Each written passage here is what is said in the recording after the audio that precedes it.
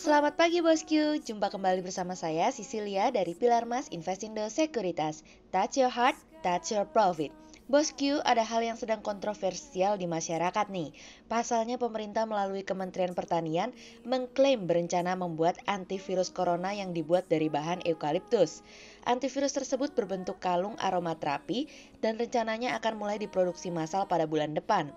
Yang menjadi kontroversial tentunya adalah klaim bahwa kalung aromaterapi tersebut ampuh melawan virus COVID-19 saat ini. Terutama kalung serupa yang sempat beredar di pasaran dinyatakan tidak bisa berfungsi sebagai antivirus bagi COVID-19. Menurut bosku gimana nih tentang kalung antivirus tersebut? Nah, seperti biasa kita akan mulai saja nih market review kita hari ini Senin 6 Juli 2020 dengan episode Write It in the Sky. Maka dari itu jangan kemana-mana ya bosku, tetap di channel Pilar Mas Investindo Sekuritas. Touch your heart, touch your profit. Pionir Sekuritas Channel di Indonesia. Write it in the sky. 10 years Seperti biasa kita akan mulai dari Global Economics Calendar. Ada berita dari Euro Market Eurozone Service PMI yang naik dari sebelumnya 47,3 menjadi 48,3. Kemudian ada dari Euro Market Eurozone Composite PMI yang naik dari sebelumnya 47,5 menjadi 48,5. Kemudian ada dari China Caixin China PMI Composite yang naik dari sebelumnya 54,5 menjadi 55,7. Kemudian kita beralih ke corporate news. Ada berita dari PT Multi Prima Sejahtera Tbk atau LPIN yang meraih pendapatan bersih 22,96 miliar rupiah hingga periode 31 Maret 2020, naik dari pendapatan bersih 18,02 miliar rupiah di periode yang sama di tahun sebelumnya dari iqplus.info.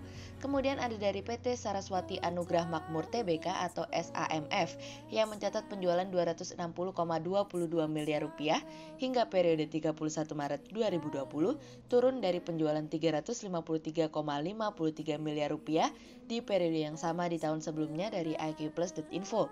Kemudian ada dari PT Pembangunan Perumahan Persero Tbk atau PTPP yang menargetkan pendapatan pada tahun ini dapat mencapai sekitar 20 triliun rupiah dari bisnis.com. Kemudian pada perdagangan hari Jumat tanggal 3 Juli 2020, IHSG ditutup menguat 7 poin atau 0,14% menjadi 4.973. Sektor pertambangan dan industri dasar menjadi kontributor terbesar pada kenaikan IHSG kemarin. Investor asing membukukan pembelian bersih sebesar 93,4 miliar rupiah. Kemudian kita akan masuk ke market review hari ini. Cerita hari ini akan kita awali dari harapan versus keputusasaan. Dr. Scott Gottlieb mengatakan bahwa wabah virus corona yang terburuk mungkin akan berakhir pada bulan Januari dengan kemungkinan adanya vaksin atau terciptanya kekebalan terhadap virus tersebut. Kami cukup terkejut dengan pernyataannya. Apabila ternyata yang kuat bertahan, yang lemah akan tertinggal, tentu apakah hanya itu satu-satunya cara agar kita bisa hidup berdampingan dengan virus tersebut? Dr. Scott kembali mengatakan bahwa tidak mungkin pembatasan dan pedoman yang sudah diberikan dapat membatasi penyebaran virus selamanya. Sebagai informasi, Scott merupakan salah satu dewan di perusahaan farmasi Pfizer yang dimana merupakan satu dari 10 perusahaan untuk membuat virus corona dan atau tengah bersiap untuk memulai uji klinis. Pada hari Rabu kemarin, Pfizer melaporkan hal positif dari uji coba vaksin tersebut terhadap manusia namun masih dalam tahap awal. Dan ketika hasilnya positif, tentu saja hal tersebut akan mendorong harga saham tersebut yang dimana saham Pfizer naik sekitar 3%. Kami terkadang suka bertanya, ketika ternyata seminggu kemudian dilaporkan bahwa ternyata obat tersebut belum memberikan efek apa-apa, pergerakan saham tersebut kembali turun. Pertanyaannya adalah apakah sentimen obat menjadi salah satu trigger yang bagus untuk menggerakkan saham untuk naik dan turun? Mungkin saja. Sebelumnya Dr. Fauci sudah mengatakan bahwa dirinya optimis bahwa vaksin akan siap untuk didistribusikan di Amerika pada awal tahun 2021.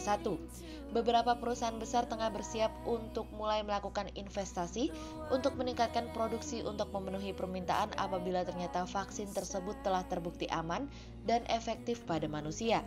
Di tengah pernyataan Fauci yang sudah memberikan optimis bagaikan kupu-kupu yang siap lepas dari kepompongnya, tiba-tiba dirinya mengatakan bahwa tidak ada jaminan, tidak pernah ada jaminan bahwa vaksin tersebut akan memberikan kekebalan seumur hidup, namun akan memberikan perlindungan dalam jangka waktu yang terbatas.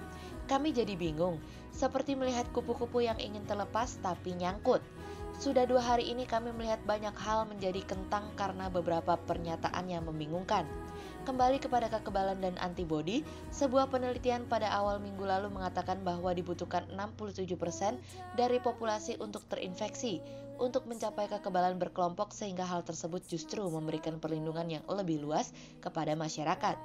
Dr. Fauci mengatakan bahwa virus corona sejauh ini telah bermutasi sehingga dapat menyebar lebih mudah.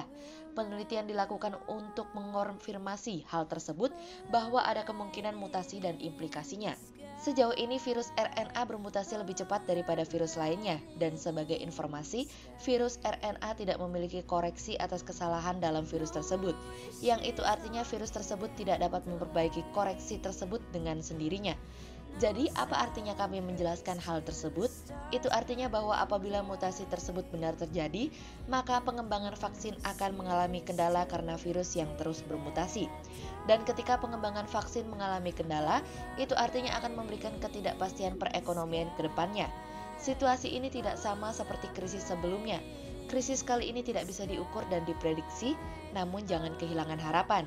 Harapan disebut harapan karena situasi dan kondisi yang memberikan keputusasaan, karena harapan memberikan keberanian. Kemudian cerita selanjutnya datang dari lebih baik atau buruk. Jumlah kasus virus corona terus bertambah di seluruh dunia dalam kurun waktu 24 jam terakhir.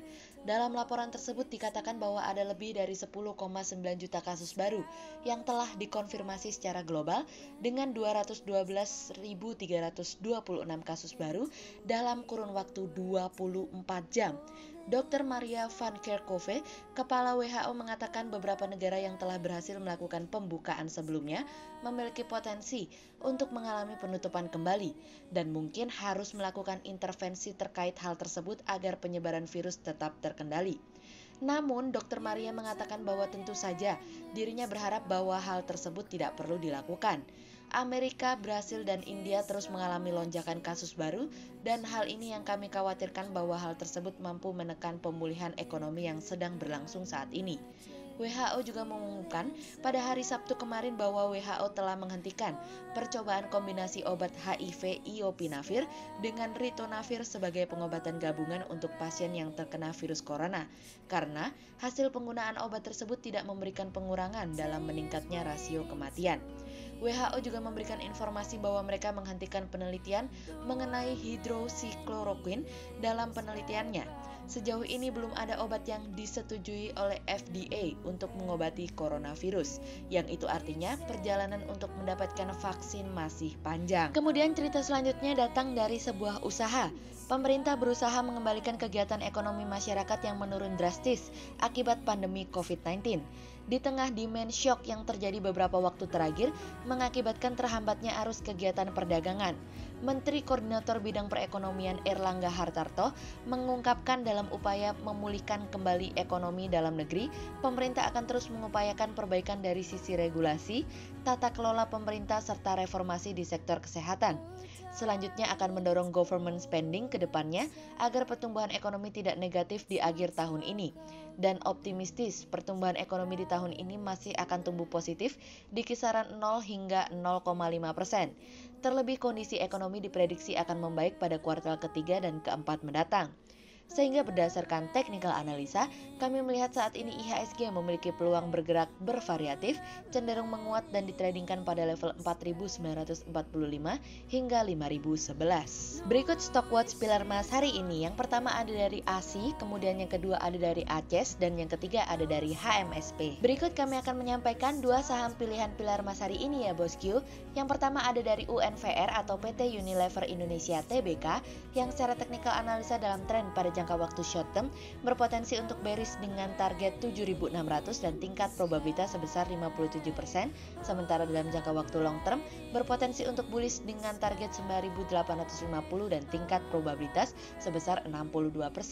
Kemudian yang kedua ada dari INTP atau PT Indosemen Tunggal Prakarsa Tbk yang secara teknikal analisa dalam tren pada jangka waktu short term berpotensi untuk bearish dengan target 11.000 dan tingkat probabilitas sebesar 43%, sementara dalam jangka waktu long term berpotensi untuk bearish dengan target 10.350 dan tingkat probabilitas sebesar 35%. Berikut kami akan menampilkan 40 saham pilihan dari Pilar Mas. Be the words you've been holding inside. Oh, love, write it in the sky. Oh, love, write it in the sky.